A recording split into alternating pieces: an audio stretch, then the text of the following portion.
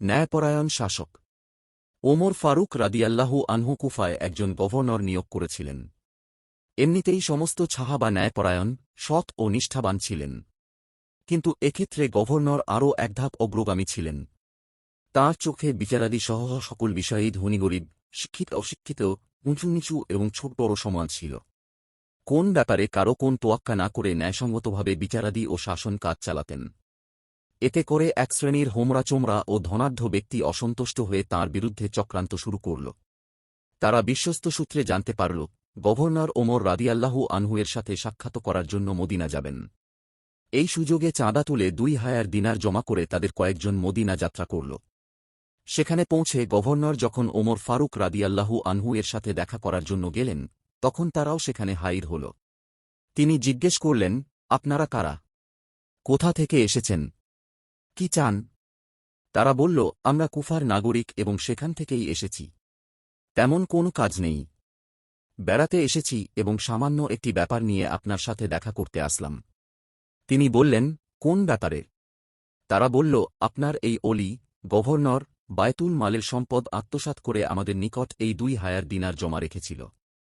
ওটা আপনাকে ফেরত দিতে এলাম। ফারুকে আয়ম রাদিয়াল্লাহু আনহু গভর্নরকে প্রশ্ন করলেন, তাদের অভিযোগ কি সত্য? তিনি বললেন, না, তারা মিথ্যা বলেছে। আমি ওদের নিকট 4,000 দিনার জমা রেখেছিলাম, কিন্তু তারা 2,000 আত্মসাৎ করে বাকি 2,000 জমা দিতে এসেছে। ওমর ফারুক রাদিয়াল্লাহু আনহু বললেন, তুমি একাজ কেন করলে? তিনি উত্তরে বললেন, আমি মরে যাবার পর ছেলে মেয়েদের জীবিকা যেন ভালোভাবে চলে সেজন্য। তারা গভর্নরকে বিপদে ফেলতে এসে নিজেরাই বিপাকে পড়ে গিয়েছে ভেবে আমিরুল মুমিনিন ওমর ফারুক রাদিয়াল্লাহু আনহু এর নিকট ভুল স্বীকার করে ক্ষমা চেয়ে বলল, হে আমিরুল মুমিনিন, আপনার এই অলি, গভর্নর খুবই কড়া শাসক। শাসন কাজ চালাতে গিয়ে আমাদের কোন পরামর্শ নেন না এবং আমাদের মানসম্মানের দিকে লক্ষ্য রেখে একটুও এদিক ওদিক করেন না। এতে করে আমাদের মানসম্মান ক্ষুণ্ণ হচ্ছে। কাজেই তাকে আমাদের ওখান থেকে সরাবার জন্য আমরা চাঁদা তুলে 2,000 দিনার জমা করে এই ষড়যন্ত্রের জাল বুনেছিলাম। আসলে উনি আমাদের নিকট 2,000 তো দূরের কথা 2 দিনারও রাখেননি। ওমর ফারুক রাদিয়াল্লাহু আনহু উক্ত গভর্নরকে লক্ষ্য করে বললেন, কি ব্যাপার? তিনি উত্তরে বললেন, এখন ওরা ঠিক বলছে। ফারুকে আয়েম তাঁর গভর্নরের বুদ্ধিমত্তা দেখে আশ্চর্য হয়ে গেলেন।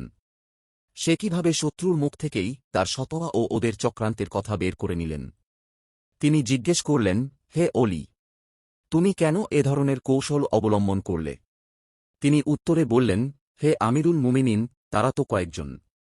একজন দাবি পেশ করেছে, তার সাথে কজন সাক্ষী আছে, কিন্তু আমার তো সাক্ষী নেই। কাজেই কৌশল অবলম্বন ছাড়া আর তো কোনো উপায় ছিল না। আমিরুল মুমিনিন তাঁকে ধন্যবাদ জানালেন। শিক্ষা, ন্যায়পরায়ণ শাসকের কাছে ধনী গরিব সবাই সমান। তিনি সৎভাবে রাষ্ট্র চালালে আল্লাহ পাক তাকে যে কোনো বিপদাপদে সাহায্য করবেন। ভিডিওটাতে একটি লাইক দিয়ে আমাদের পাশে থাকার জন্য চ্যানেলটা সাবস্ক্রাইব করুন। ধন্যবাদ।